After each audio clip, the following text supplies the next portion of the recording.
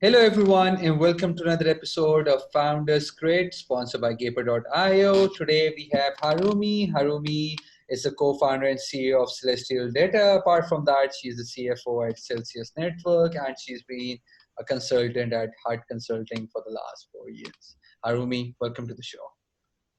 Thank you very much, Mustafa. When I was originally reached out, I kind of read through what kind of things that you guys do and saw some of the podcasts, and I was really looking forward to today. It's an honor to have you here. So before we get down to Celestial Data, what you've been doing before that. Tell us everything. Absolutely, I will tell you. There's nothing that is really close to life anymore, right? With all the profiles and then social media and stuff. So I actually started out. Well, I mean, I lived in several different countries. I think as a starting point. Yeah.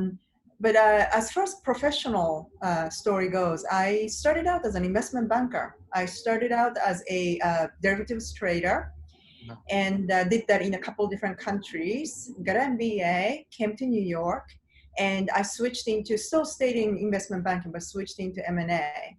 Okay. But what really happened around that time was that with the internet bubble crashing and an economy sort of really taking a turn, and also and I was able to see that a lot of jobs were beginning to not quite take over, but a lot of technologies were coming into place. And I really had to kind of ask myself a question of, is this where I want to try to stay and try to make it to the a managing director, or would I start looking into a different possibility in my life? And the latter is what I chose to do. So I actually switched into technology side, what we probably consider as fintech today, but no, there was no such words back then. So I basically switched into a vendor's business. So people are like, you're a banker and you switched into the vendor's business? And I'm like, well, yeah, I mean, I think that technology is up and coming. Yeah. So I switched into the technology field, and that's where I really kind of began to explore a lot of different things that you can do with the knowledge, with the skills, with the kind of people that you meet. So I did a couple different things: product management, a business unit management, innovation program, like creating an innovation program and managing it as a program for the entire company. Yeah. So that's something that I did for the 14 years with Thomson Reuters throughout. And then that's where, that after I left from the company and then joined a small organization, that's where I kind of began to really take a different turn and began to mostly associate with smaller, much smaller, more local organizations, for lack of better words. So I turned around a small company that was in deficit for almost 10 years straight, okay, into profitable business in about a year and a half. After I did that, I thought I can do this myself as a consultant. So I started my own consulting firm, Hart Consulting. And around that time, though, because of my previous background, I began to be invited to a lot of speaking engagement. Okay. And very much focused on emerging technologies such as blockchain, cryptocurrency, artificial intelligence, a little bit space too, actually, as in outer space, cybersecurity. Yeah. And when you start going around that kind of speaking circuit, you start meeting with specific group of people, right? True. So that's when I met with my current business partner, with whom I started the Celestial Data with. Okay. And then also a few years into it, I was introduced to Celsius Network as well, where I'm currently working as a CFO. Nice. So how's the journey been so far?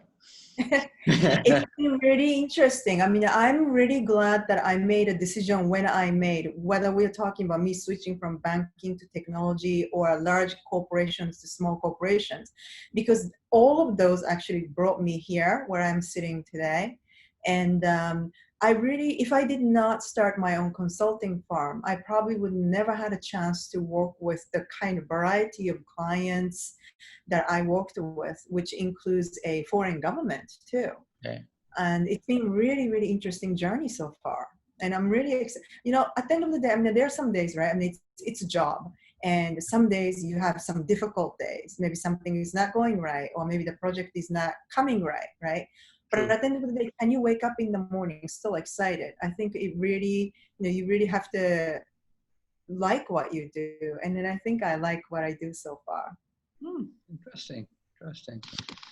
Uh, Unfortunate times because of COVID, it just caught the world by surprise, but um, it has affected a lot of businesses. While it has also, for technology, it has acted as a catalyst.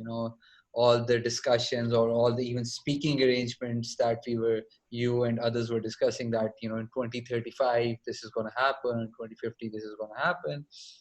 I think the timeline has just moved back, right? So do you agree with me on that? And, what trends do you think would escalate the most in the next 5 years? I am fundamentally eternal optimist, if there's such a phrase, and I always look for the glass half full side rather than like what can be otherwise, right? So I'm thinking of this situation as, because I was always with a large firm until I was no longer with a large firm. um, Especially in the technology field, outsource, right source, you can use whatever the words you want, but sort of distributed way of having the labor people was already becoming a very much of a part of our lives. So, what's different now and from back then is that at least back then we still had a lot of people that we associate in the office, at the events, however that works. So I think Hmm. this whole situation, this economy, kind of accelerated and pushed everything to a little bit extreme side of what was already happening. That's kind of like an overall, in a nutshell, what I see. I mean, even the like celestial data partner that I have. I mean, he was actually based out of. I say he was because he actually happened to move to U.S. now. But when I met him, he was based in São Paulo, Brazil, and our mutual friend actually connected us for completely different reason, and we got really along, and we had very similar ideas about what we can do with the data coming out of the space. And we said, what if we actually try to make a business out of this? So I was always I always had an opportunity, should I say, to work with people far away from me. Of course, I'm a very social person, so I do enjoy, being able to work with people around. I actually do invite some of my, colleagues, reports to my living room sometimes, so that maybe like once in a while, now that things are beginning to open up a little bit, I can work with a person or two. Hmm. But also, like, is it realistic that you expect everyone to come back to the office in the same location, everybody to be co-located? We're probably not in the operating in that kind of era anymore, even Hmm. before COVID started. Yeah, true, true. So, as a founder, everyone is coming up with different um working hacks, I would say, how to take care of their team, how to take care of the mental health, how to take care of the sales, how to do the creativity, productivity. The ones who had the experience of managing remote teams are comfortable. The ones who aren't are facing a challenge. So, what's your growth productivity hack as a founder to manage teams in better and efficient way? Can you share a few of those? Absolutely. So, I think we will be having a very different conversation about this specific subject of topic if we're talking about this 20 years ago, or maybe even 10 years ago. But today, staying connected has become easier than ever. You have all these different kinds of social media, the chat channels that you can utilize. We can almost talk to each other face to face like this on the video calls. Of course, comes with it, we always have to be mindful of like what kind of personal data you might be giving away by using the semi-public channel like this. But security is something that you always need to be mindful of. But let's put that on the side. I think staying connected has become easier than ever, and I think that really helps us when we are forced to all work from home or away from each other.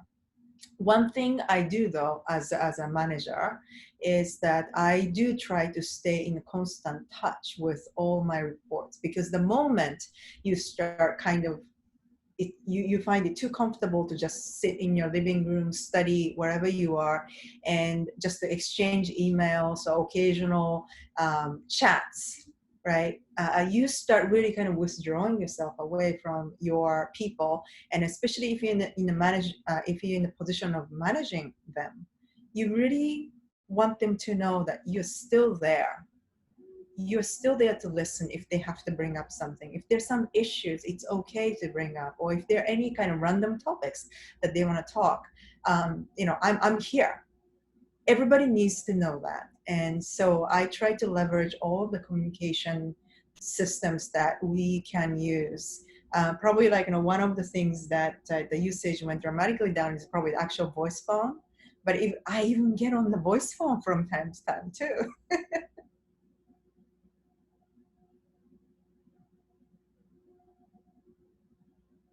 Last question. Last question in regards to young founders who are just starting out. What three pieces of advice would you give them? Yeah. So I am glad that I have all this experience that I had up until the time I decided to start my own consulting firm, and then Celestial Data, and then also like I'm joining another startup company. I'm really glad because I have all this experience that helps me to do the job, I think, a little more efficient and a little bit, maybe, if I may say so, better than if I didn't have any of this experience. So if you're young, just starting out, and you want to do something really creative, you want to do something really different, do not be afraid to reach out to those who are experienced. It's not like we are here to try to jeopardize your business. We're always happy to talk with people. We always want to help you. I love advising people, right? I mean, I love talking to people. I love working for the people, with the people. I love it when people reach out. So I think it's like one of those things, especially for the young people who are just starting. I love to say that we are here. And fundamentally, I mean, nobody is going to say no for just a couple of minutes of advice, or just kind of like, what do you think? I mean, I need 30 seconds of your time. Who can say no to that? We love to help you. So, okay, just one question. New York, we're hearing multiple articles around it that the Big Apple is not going to wake up or things like that. So, what are your thoughts on that? Oh, listen, I mean, this is not the first time New York City, Manhattan sees something that doesn't quite go right, right? But New York always came back. New York had a number of challenges in the past, and every time something happened. I mean, I have been here since the year 2000. So you kind of count how many challenges that New York City has gone through since. Yeah. We always will come back, and we always do thrive. And there's still a lot of companies here. Yeah, I think many people are beginning to realize it's okay to work remote. It's okay to not to be right by the company. But still, I think at the end of the day, we're social animals, and we like to be with each other. Yeah. And then I already see, like, the gyms just opened. Actually, I go first thing in the morning, and then I see people. If you see people at the gym at 5 a.m. in the morning, there are people. So it's not as ghost town as I think everybody thinks, and we are thriving. We are trying to pick it up. I think that's where the New York City is right now. I agree. Harumi, take care of yourself, stay safe, and all the best with everything. And we'll be in touch. Thank you so much. Thank you so much, Mustafa. Thank you.